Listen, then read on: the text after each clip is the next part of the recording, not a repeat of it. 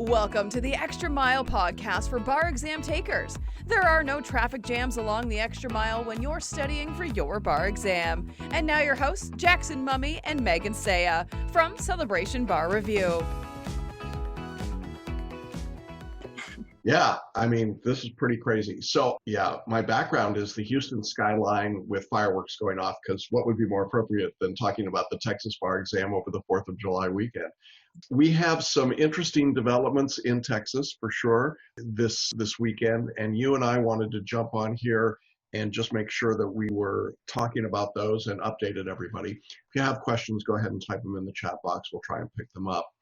Let's begin with the Texas decision that was announced by the Texas Supreme Court, weirdly enough, on July 4th. So you want to summarize it for us? Yeah, so they canceled the July 28th and 29th exam, which was scheduled to be an in-person, or actually they moved it down to one day, but 2 days. They moved it to 2 days, right? From 2.5, yeah. Yes. So they canceled the July exam that was scheduled to be an in-person exam, citing concerns about obviously the rising coronavirus cases in the state of Texas and the governor's order that I think he has now limited even outdoor gatherings in Texas to no more than 10 people. And so clearly getting 1,000 Texans together in a couple different sites around the state was in an indoor venue for multiple days was not going to be very healthy. So they did cancel that exam. They are, however, doing the September 9th and 10th in-person exam still, with the caveat of that they said they'll be monitoring the public health situation, and there is a chance that that one will be canceled as well. All right, let's just stop there before we get to the rest of this, because there is more to come. But I want to be clear that the September 9th and 10th exam in person is now still a 2-day exam with only 6 essays, not the full 12. So it's shortened down. Instead of having your P&E and the performance test on the half day at the beginning, that'll now be wrapped into day 1 of the exam, or maybe day 2. Maybe, I guess, are they doing September 9th and 10th is a Wednesday, Thursday, isn't it? Yes, that's a Wednesday. Yes. So Wednesday will be the multi-state day. Thursday will be the essays and performance tests and P&E. So that's what you're looking at on the second day of the exam. Okay, so that's September 9th and 10th. Yes. The shortened Texas exam. Yes, and for that one, they said they expect the results to be released about 3 weeks later than they normally would from the July exam. So they are trying to do it on an expedited schedule, even though the exam will take place a little bit later. Obviously more than 3 weeks past the July exam, they're still going to try and expedite the results out, so you don't have to wait much longer. And then they also went with the option, surprisingly, of doing the October 5th and 6th online exam. They're doing a variation, which is what we expect California to ultimately decide on, which is to say they're taking pieces from what the national conference has released and written for the October 5th and 6th online exam, but then they're also adding in their own Texas-specific pieces to this. So this is a little weird, isn't it? Because it's not, so Texas is going to be UBE in 2021, right? Why would it be any different in Texas? Yeah. They're going to the UBE in 2021, but this will not be the same exam that DC and Maryland give on October 5th and 6th, right? Right. So this one is going to have 100 MBE questions, which come from the national conference. It's going to have 1 MPT, so that also comes from the national conference. But then it's going to have their regular evidence and procedure and 12 Texas essays. So except we don't see how they're going to do 12 essays. I don't either. I mean, yes. When I saw that, I was kind of shocked, but that's what they said. That's what they said will be contained in it. So yeah. So that sounded like a lot to me for a 2-day exam, especially online, when we've seen that things take longer online. The proctoring takes a little bit longer, so I don't want to cram all this in. Yeah, I'm guessing that what happens is the examiners think that because they're not doing 200 questions of multi-state in that 3-hour block, they've got to fill it up with something, so they're going to put P&E and performance test in there and then do a full day of essays. I guess that's what they've got in mind. It seems kind of weird, though, doesn't it? It's a lot, right? Well, when you look at the other states who have opted to do the October 5th and 6th exam, and they're doing 100 MBEs, 1 MPT, and then 3 essays. just a handful of essays. It's a little disconcerting, and UBE essays are 30 minutes long, so these aren't 1-hour essays. It is a little disconcerting to see Texas thinking they can cram all of this in there, but yeah, and Texas uses the 30-minute essay, so they certainly could do it that way, but it does seem. But 12 of them is what I'm saying. It's not we are comparing apples to apples here, and 3 versus 12 plus procedure and evidence is a lot. That's a lot. Well, Texas size, right? Yeah. So, all right. So now let's talk about, as I see it right now, there are 3 routes into Texas bar membership, okay, at least. And we're not talking about waiver, but diploma waiver, temporary practice. So route number 1 is that you attend an in-person Texas bar exam on September 9th and 10th, and you do the 6 essay questions and the 200 question MBE. You have the performance or the procedure and evidence and the performance test. That's route number 1. That score is not transferable because Texas doesn't have reciprocity with anybody, but it's the Texas bar exam. So that's route number 1. Route number 2 is you take the online Texas bar exam on October 5th and 6th, which will be a shortened set of multi-state questions, not the full MBE, but the 100 questions. And as Megan was just saying, you do the 12 essays, you got P&E and the performance test. And that score is also not transferable. It doesn't have any relevance. It's just Texas only for those 2 days, but it's an online test. Route number 3 is that you sit for the uniform bar exam somewhere other than Texas, and you get a score that's high enough to be waived into Texas. And I'm trying to remember if that number in Texas was going to be 266 or 270. I'm not sure. But in any event, whatever that score is that Texas expects to go to, you get that score. And Texas has said they will accept a UBE score within a 2-year period before or after they have gone to the UBE. So you could go to my favorite state, New Mexico, take the UBE there, get a passing score for Texas, whatever they make that score out to be, and apply that score into Texas, even though they haven't specifically gone to the UBE. Does that sound right? Am I missing anything there? You just have to wait correctly. If you do the UBE route, it won't be immediate the way that. Yeah, I'm not sure it would be immediate. I think it's once they've officially clicked over to the UBE, then your score would apply. I think that's right. Yeah. So there are a variety of different ways to get into the Texas bar. So now let's talk a little bit about the strategy here. Because obviously people have got some choices. If you were set for the July Texas bar exam, you've already automatically been moved off of that date. I imagine now they're going to give you your choice. So for most Texas bar takers, it's going to be in person in September or online in October. Is that right? And they have said that they will allow, I don't know if they've opened it up yet, but they are going to be allowing people to register for either the September or October exams. So even if you weren't already registered to take a summer or fall exam in Texas, it is going to open up. So that means if you were maybe thinking, oh, I'm just going to wait till February of 2021, but now the online exam, let's say, looks really appealing to you, then you will have the opportunity to register. So keep your eyes out for that and be watching their website to see. I'm not sure if they've opened the registration yet. They had not on the 3rd when the order came down, but. So, and I think it's also interesting, and we'll get to this question of options, but I do think it's also interesting just in terms of reporting the news that the Texas Supreme Court voted 6-2 to make this change, but even the 6 concurring justices all wrote separate opinions. Yes. There are 8 different views on the Texas Supreme Court about what they should do going forward, and it runs the gamut from no bar exam to an even more crazy bar exam. I mean, wasn't it amazing to read those orders? I mean, you would think they were debating this was the Supreme Court debating a really hotly contested issue. There were like 4 concurrences, and I mean, it was just, crazy. Lots of different groupings of everybody had an opinion. So yes, and no 2 were the same. So if you're trying to figure out where Texas is going to go, no idea, none. Okay. So now let's go back to our original question about what's the best option here. And again, remember that we're not offering individual admissions advice or application advice. We're just trying to give you an overall sense of this. I'll give you my thoughts, and then Megan jump in here.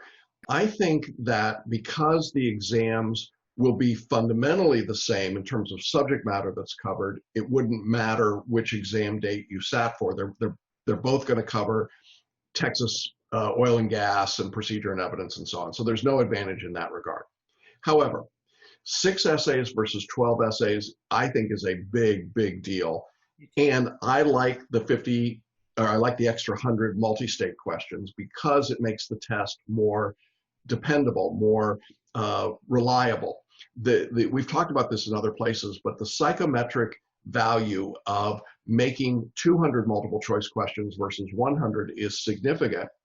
This is why the national conference reluctantly gave the 100 questions for October, but then said it's worthless because you can't really evaluate its efficacy, right? And you've got fewer essay questions. You got the 12 essay because they're trying to balance out, I imagine, the imprecise nature of the multiple choice. So if you want a better, fairer result, the fairer result would come from the in-person exam because it's got more multiple choice. Now, I am reasonably sure, although I don't think they said this, that the online exam will still be weighted 50% for multiple choice, but that could change too, because with fewer questions, I'm not sure you'd want it to be the full 50%. They might go back to their traditional 60-40 or 60-35, some weird, because 10% goes to P&E, 10% goes to the performance test. So there's some weird numbers that they've got. So having said all of that, if it were me personally, and I thought I could handle the health risk, I would take the live exam simply because I think it's easier to deal with, fewer essay questions, and you and I talked about this last week, performance tests online is still a big open question for me. How that's going to happen, how they're going to do it, I think it will be exponentially more difficult. So that's where I come out. What's your thought? I completely agree. To me, that 12 essays, that's a lot. That is a lot. And taking off 100 multiple choice questions in my mind is not equivalent to adding in 6 more essays. I just don't think that's a good trade. So yeah, and also that the court said that it will be up to the board to determine the scoring for the October 5th and 6th exam, which basically translate to the same thing that we've seen in other states, which is we have no idea. We don't know how we're going to score this. We don't know what it's going to look like. There's no standardization because you've cut the number of the MBEs are the only standardized part of the test anyway, and you've cut them in half, which basically renders it almost the standardization meaningless because the standardization is based on 200 questions. So yeah, it's I mean, it is what it is, but I think that the scoring, I know you've talked about this, Jackson, that in some jurisdictions, it might vary wildly, where we have some jurisdictions where it turns out it was easier to get admitted in the October 5th and 6th test, and in some it's going to be harder. So it's a bit more of a gamble. We just don't know what the scoring is going to look like. So I agree, if the health concern, if it's safe to do so, to take an in-person exam, if it's safe for you, if that's something you feel comfortable with, particularly if you don't have to travel very far to get to Texas, if you could drive to the exam sites, things like that, it's probably best to do that, knowing that they will cancel the September exam if the health situation in Texas looks like it does right now, which God willing it will not. But if it still looks like this or similar to this in September, they will cancel it. So I would say if it's feasible for you, do the September 9th and 10th. Hopefully you've already been practicing with your mask on and everything for Texas if you're planning on taking it in person in July anyway. So yeah, I mean, and you'll get your score quicker. That's the 3 weeks behind the July exam results will come out. The October 5th and 6th, they said they hope to have the scores out by December 4th. So that gives you an idea too, if it matters for you with work when you find out. Yeah, and if you weren't successful, that later date becomes a bit more problematic because then you've got a shorter turnaround to the February exam or whatever the February and God only knows what that is. But yeah, I think those are all valid concerns. I think that health is the number one priority for everybody, and we certainly wouldn't want anyone taking an exam where they felt like they were jeopardizing their health or if you felt like being in person would cause anxiety to you that would decrease your effectiveness. I mean, the value of taking an exam online at home, we've talked about. There's a lot of comfort to that. We don't have much in the way of details yet about what they're going to do in terms of what online testing protocols will be there. We've seen some of those starting to be listed in Florida and Massachusetts, some other places, and they're all different. So no way of knowing at this point what Texas might do there. I also think that if you're completely fed up with all of this, I still like the idea of taking the UBE somewhere else. Okay. Yeah, definitely. Make sure that you're taking the actual UBE and not the October 5th and 6th Yes. in UBE jurisdiction, because those are not UBE tests. So like Massachusetts usually gives the UBE. The October 5th and 6th test is not a UBE test. It's not transferable. So yeah. Same thing in DC and Maryland. They're not UBE tests in October. So everybody needs to be clear about that. I guess in terms of study strategy, if you were planning to take the July Texas bar exam, well, good news, you just got an extra 5 weeks, 6 weeks. If you decide to take the October exam, you got an extra month on top of that. So there's plenty of time to get all this work done. You should, as Megan said, be practicing in whatever format. If you're going to be taking the online test, start working online, reading, writing, doing your work online, particularly your performance tests. If you're in our course, we'll talk about how to do online performance tests once we have a little more direction from the examiners as to what's going to go on. I think everyone should continue to be studying as they were going forward. It's certainly not a time to take your foot off the gas here.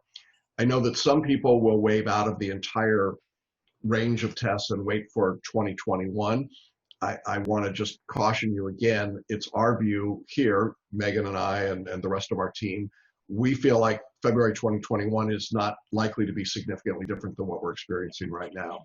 So I don't think there's a panacea. I don't think we're going to get to February and it's suddenly going to be back to the old standard. There's a new normal, whatever that is, and I think you're going to have to be prepared to deal with that. So there's that part of it as well. And I think the final consideration is simply how many people will take the exam. I think there will be far fewer people sitting for the in-person September exam. That's my guess. And so there may be more opportunity for passing scores in that September exam than we would see in the online exam, and frankly, both of them should be better than next February, when I think there'll be a bubble of people trying to get into the test. So again, I want to encourage you, and as you said, they're opening the registration. So if you felt like you were locked out of taking the test, well, here's an opportunity if you want to be in Texas practice. But none of these tests are going to apply anywhere except Texas. So again, to be clear, if you're sitting for either the September or the October test in Texas, that score is only going to be good in Texas. It is not a UE test. How complicated. Yes, every day brings a new permutation. So yes, Texas. Yeah, and if you really want to have some fun, read those Supreme Court decisions and concurrences. They are wild. That is not a happy group of people, let me tell you. So, all right, well, that's where we are in Texas. Any other concluding thoughts there about that before we wrap up? Again, just keep studying. Don't let all the noise get to you. This is noise. It is. It's just noise. So make a decision. Don't agonize over this. Make a decision, move forward with it, and you'll be fine. But keep studying. Don't let this distract you from your studies. Which test you take is ultimately less important than the time you put into preparing for it. So spend your time on what really matters. Yeah, absolutely. And we will keep everyone updated as we get more information and more details come to us about Texas and all the other states. So thanks everybody for being with us on the Facebook Live, and we will record this and hopefully put it out for others to hear and see. Thanks, Megan, for getting up early on a California morning to join us to talk about all things Texas. So with that, we're going to sign off, and thanks everybody for being with us. Bye-bye. Thanks for listening and watching the Extra Mile podcast for bar exam takers at celebrationbarreview.com.